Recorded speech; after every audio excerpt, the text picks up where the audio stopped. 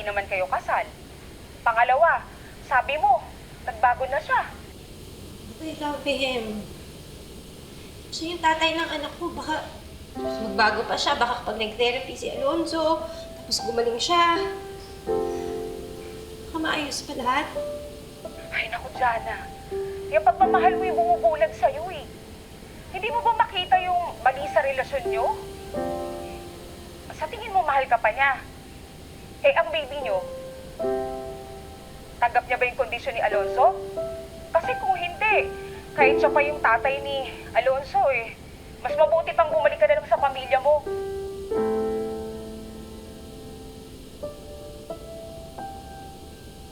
Jana?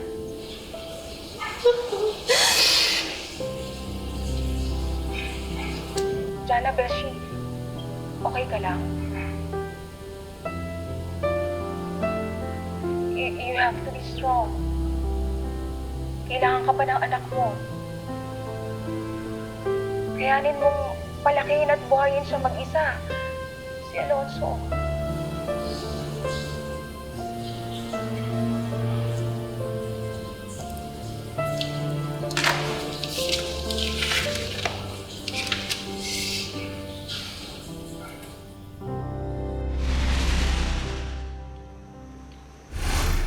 Mag-disinfect na lang agad, ha? Oo, alam ko. Nagbibilin lang.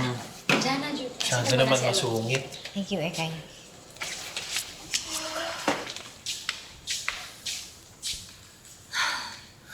Sandali.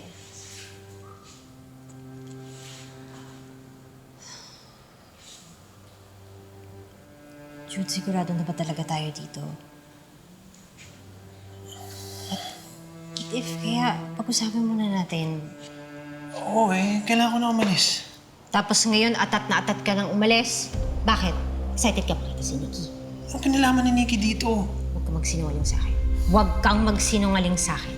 Nakita ko kayo sa despedida. Ang sweet-sweet niyong dalawa. Magkaibigan lang kami ni Nikki. Magkaibigan? Pero magka-holding hands kayo? Jude, sabihin mo na sa akin yung totoo. Tapatin mo na ako. Hindi mo na ba talaga kami mahal ni Izuho? Mahal ko kayo. Kailangan ko lang hanapin yung sarili ko. Bakit? Nawawala ka ba? Hindi mo naman maintindihan eh. I just need to be alone. Naghahanap lang ako ng panahon para mag-isip. Mag-isip? Ang dapat pinag-iisipan natin kung paano natin bubuhayin si Alonzo. Hindi ka ba naaawa sa anak natin? May cerebral palsy siya. Kailangan niya ng therapy, kailangan niya ng pagmamahal, kailangan niya ng gamot. Bilang mga magulang ni Alonzo, responsibilidad natin siya. Pero bakit gusto mo kaming takasan? Naisip ko. Hindi kaya nagmana si Alonzo sa'yo? Kaya siya naging ganyan? O kaya hindi ka nag-ingat sa pagbubuntis mo? Kaya siya naging ganyan?